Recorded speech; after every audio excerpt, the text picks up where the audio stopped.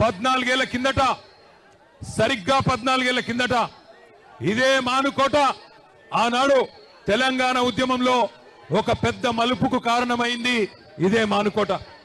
మళ్ళీ ఈరోజు ఈ కాంగ్రెస్ ప్రభుత్వానికి నియంతలాగా విర్రవీగుతున్న ఎస్సీ ఎస్టీ బీసీల భూములు గుంజుకుంటా ఏం చేస్తారో చేసుకోండి అంటూ విర్రవీగుతున్న ఈ కొత్త నియంత రేవంత్ రెడ్డికి బుద్ధి చెప్పేందుకు కదిలి వచ్చిన మా తోబుట్టువులందరికీ పేరు పేరున హృదయపూర్వకంగా నమస్కారాలు. అసలు ఏం జరిగింది లగచర్లలో మీకు ఒక్క నిమిషం చెప్పాల్సిన బాధ్యత మా మీద ఉన్నది. ఎందుకు వచ్చిన మానుకోటకు చెప్పవలసిన బాధ్యత మా మీద ఉన్నది. లగచర్లలో ఏం జరిగింది అంటే, కొడంగల్లో ముఖ్యమంత్రి గారి నియోజకవర్గంలో ఏం జరుగుతా ఉన్నదంటే, ఒక్క మాట మీరందరూ దయచేసి జాగ్రత్తగా వినాలా. 9 నెలలుగా లగచర్లలో, దుద్యాల మండలంలో, కొడంగల్లులో అక్కడ ఉండే గిరిజన రైతులు, అక్కడ ఉండే దళిత రైతులు, అక్కడ ఉండే బీసీ రైతులు తిరగబడ్డారు ముఖ్యమంత్రి మీద. 3,000 ఎకరాల భూములు, మరి పేద చిన్న సన్నకారు రైతుల భూములు ఫార్మా విలేజ్ కోసం అని చెప్పి తీసుకుంటానని చెప్పి ముఖ్యమంత్రి ఈ ప్రభుత్వం మరి కాగితాల మీద కాగితాలు కదుపుతుంటే, అక్కడ ఉండే మా లంబాడ అన్నదమ్ములు, మా బంజారా ఆడబిడ్డలు తిరుగుబాటు చేసిండ్రు. 9 నెలలుగా అక్కడ టెంట్ వేసుకొని ధర్నా చేస్తా ఉన్నారు. ముఖ్యమంత్రి, నువ్వు మా ఓట్లతో గెలిచినావు, మా మాట విను, ఈ నిర్ణయం మార్చుకో అని చెప్పిండ్రు. కానీ 9 నెలలకెళ్ళి ముఖ్యమంత్రికి టైం దొరకలేదు, ముఖ్యమంత్రికి సమయం దొరకలేదు.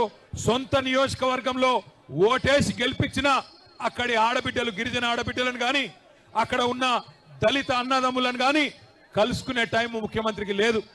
ఎక్కే విమానం, దిగే విమానం, ఢిల్లీకి పోవాలి రావాలి 28 సార్లు పోయిండు, 28 రూపాయలు కూడా తేలేకపోయిండు. అట్లాంటి ముఖ్యమంత్రి ఈరోజు సొంత నియోజకవర్గంలోనే ఈరోజు తిరుగుబాటును ఎదుర్కొంటా ఉన్నాడు. మొన్న జరిగింది అధికారులకు వ్యతిరేకంగా జరిగిన నిరసన ప్రదర్శన కాదు. అధికారులు పోతే నిరసన వ్యక్తం చేసిండ్రు. అదే రేవంత్ రెడ్డి పోతే ఉరికిచ్చి కొట్టేటోళ్ళు మొన్న మా గిరిజన అన్నదమ్ములు. ఇది వాస్తవం. ఎందుకంటే మీకు తెలుసు, ఇదే భారతదేశంలో ఈయన కంటే నేను చాలా గొప్పవాడిని అనుకునే నరేంద్ర మోడీనే, భారత ప్రధానమంత్రినే సంవత్సరం పాటు రైతులు ఆందోళన చేస్తే ఆ నల్ల చట్టాలు వెనుకకు తీసుకోక తప్పని పరిస్థితి. అది రైతుల పవర్ భారతదేశంలో. ఇలా రైతులతోనే పెట్టుకున్నాడు రేవంత్ రెడ్డి. చిన్న సన్నకారు రైతులు బక్కజిక్కిన ప్రాణాలు, వాళ్ళతోని ఇలా జులుం చేసే ప్రయత్నం చేస్తా ఉన్నాడు.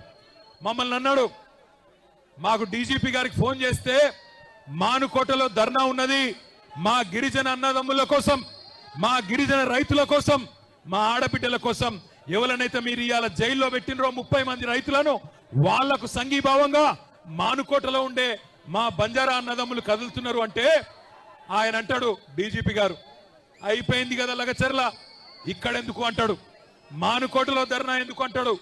ఒక్క మానుకోటలోనే కాదు రేవంత్ రెడ్డి, ఈ రాష్ట్రంలో అవసరమైతే ఎక్కడెక్కడ బీద వాళ్ళు ఉన్నారో, ఎక్కడెక్కడ గిరిజన రైతులు ఉన్నారో, ఎక్కడెక్కడ మా దళిత అన్నదమ్ములు ఉన్నారో, ఎక్కడెక్కడ బలహీన వర్గాల అన్నదమ్ములు ఉన్నారో, మొత్తం 119 నియోజకవర్గాల్లో అవసరమైతే ఆ కొడంగల్ బక్కజిక్కిన రైతుల కోసం తప్పకుండా బీఆర్ఎస్ పార్టీ ధర్నా చేస్తుంది, కదం దొక్కుతుంది, కదులుతుంది.